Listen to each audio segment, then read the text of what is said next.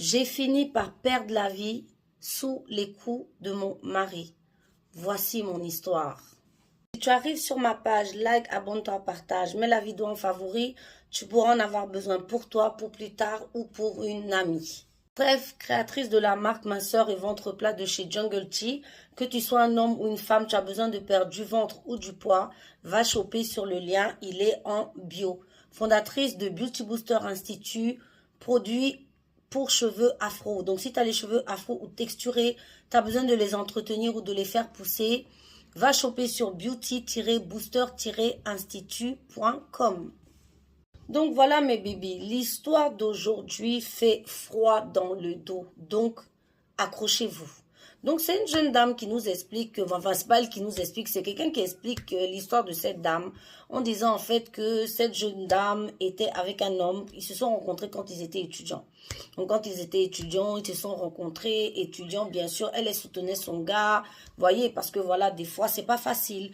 Donc c'est comme ça qu'elle soutenait son homme aussi la soutenait. Voilà que le monsieur a eu ses diplômes et grâce à ça, il a travaillé dans une grosse société internationale, vraiment il gagnait super bien sa vie. Il gagnait super bien sa vie, donc tout se passait bien, ils ont commencé à faire leurs enfants, vraiment tout était bien. Et voilà que à un moment donné, le monsieur commence à bouder dans la maison, il commence à sortir, il commence à faire des choses. Vous connaissez, non? Donc la femme fait asseoir le mari pour dire, ah bébé, franchement, qu'est-ce que tu as? Pourquoi tu boudes tout le temps? Pourquoi je te vois plus? Pourquoi tu es bizarre? Est-ce qu'il y a quelque chose? Il lui dit, non, ma femme, il n'y a rien. Elle dit, tu es sûre? Il dit, non, il n'y a rien. Elle dit, ok. Donc c'est comme ça que ça continue. Un jour, il est venu s'arrêter devant elle, il a dit, ah, ma femme, il faut que je te parle. Elle dit, ok, il faut venir, il n'y a pas de souci. Elle s'assoit, qu'est-ce que le monsieur va lui dire? Que, ah chérie, je dois prendre une deuxième femme. Elle dit, pardon, deuxième femme comment? Est-ce qu'il était question de prendre une deuxième femme? Il lui a dit, ah, en tout cas, moi je prends une deuxième femme et de toute façon, je ne demande pas ton avis, je t'informe. Vous voyez l'ego, quand vous acceptez la méchanceté des hommes, un homme avec qui tu as vécu, tu as galéré, tu l'as soutenu, vous avez galéré ensemble. À quelle heure il vient te dire que lui, il ne te demande même pas ton avis?